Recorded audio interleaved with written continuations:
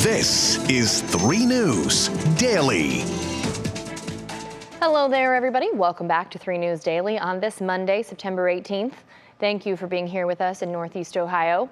I'm Stephanie Haney, and today we are starting with an update on negotiations between the United Auto Workers and the big 3 automakers, Ford, General Motors, and Stellantis. Those negotiations are expected to continue as 13,000 workers are on the picket line at 3 plants across the country, including in Toledo. Now, the UAW is warning more could join them if they don't get what they're asking for.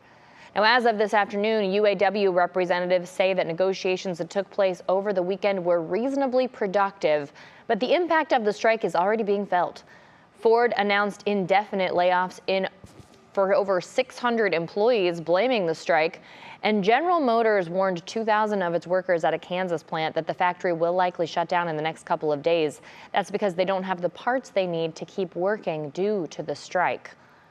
Over the weekend, several politicians joined UAW workers on the picket lines, including Ohio's U.S. Senator Sherrod Brown. And on Sunday, workers from the Avon Lake Ford assembly plant rallied to support their fellow UAW workers who are off the job. We're marching in unity. We're showing solidarity, showing that we may be the next ones. And I mean, we're showing support towards them. If the shoe was on the other foot, they'd be showing the support for us. Here's a look now at the Avon Lake rally yesterday afternoon with United Auto Workers Local 2000. We'll keep you posted as negotiations between the big 3 and UAW continue. Now in Akron today, the trial continues for 2 brothers accused of killing a teen. Deshaun and Tyler Stafford are accused of getting into a fight with 17-year-old Ethan Liming outside of Akron's I Promise school after Liming and his friends shot a pellet gun at them.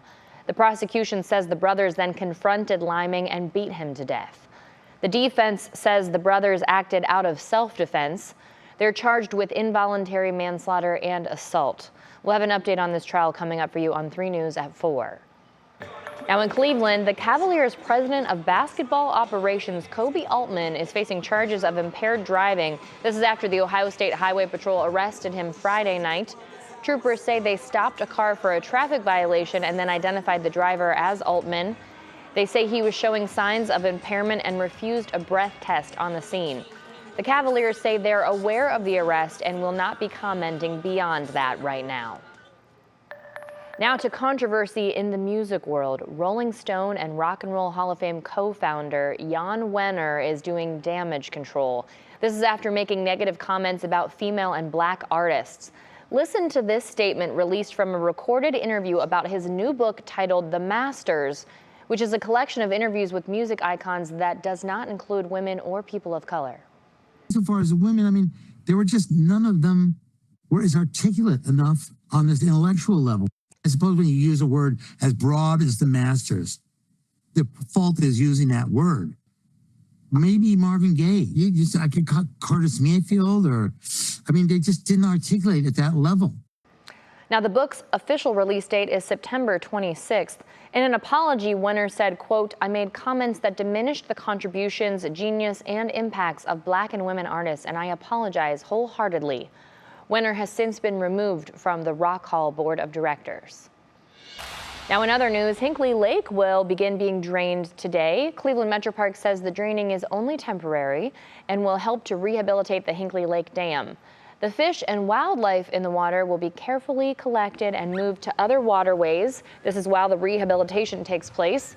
The project will cost around $9 million and is expected to be finished by summer of 2026. Meanwhile, the demolition of Richmond Town Square Mall began this morning. It's being destroyed to pave the way for a new marketplace. The Bell Oaks Marketplace will be a place where people can live, eat, and shop, similar to places like Crocker Park and Legacy Village. So far, the design includes luxury multifamily apartments, retail outlets, restaurants, and grocery stores.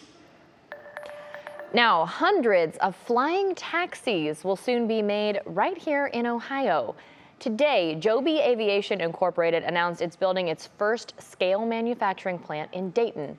Joby will be manufacturing all new electric planes that will take off and land vertically. Joby's flying taxis are designed to transport a pilot and 4 passengers at speeds of up to 200 miles per hour.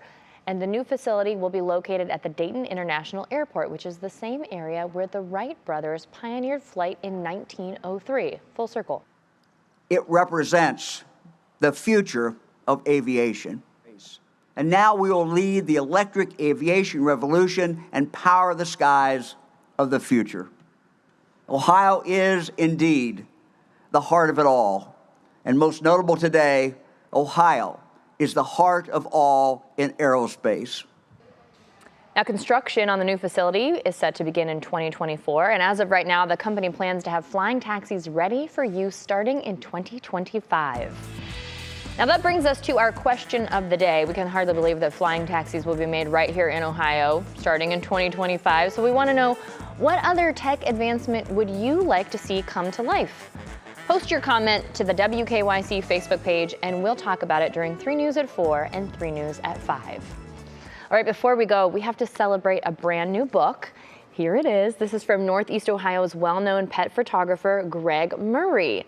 It's called Gotcha Day, Adoption Tales of Remarkable Rescue Dogs, and these are all recently rescued dogs. There was a launch event yesterday at Bottle House Brewery in Lakewood, and there are very familiar faces in this book. One of them is Mr. Oscar Wilde McCool. You see him right there on the table of contents page. That's our pup. He's absolutely honored to be a part of the book. Also, of course, you remember our dear, dear friend, Mr. Jason Michael. That's his pup Pepper in the book, a sweet little recent rescue as well. And here's our assignment editor, Lisa Lowry, with her pup Lola. Those are just 3 of the 64 sweet little buddies that you'll see and learn about in the book. Now, this is the 4th book from Greg Murray. His others are called Pitbull Heroes, Peanut Butter Dogs, and Peanut Butter Puppies, and now Gotcha Day is out.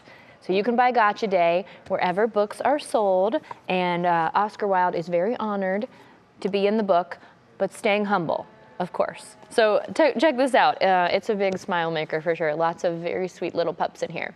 All right, thanks for being with us for today's edition of 3 News Daily. Whether you're watching on Instagram, YouTube, or WKYC Plus, or live on your TVs, or listening on your favorite podcast platform, we appreciate you. Thank you so much for being with us. We'll see you back here tomorrow with more of your top stories from Northeast Ohio.